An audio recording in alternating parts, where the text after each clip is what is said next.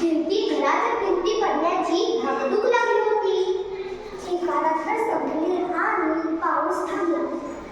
घरावर सूर्याचा उजेड पडला आणि मनात पण अरे वा, किती मस्त छान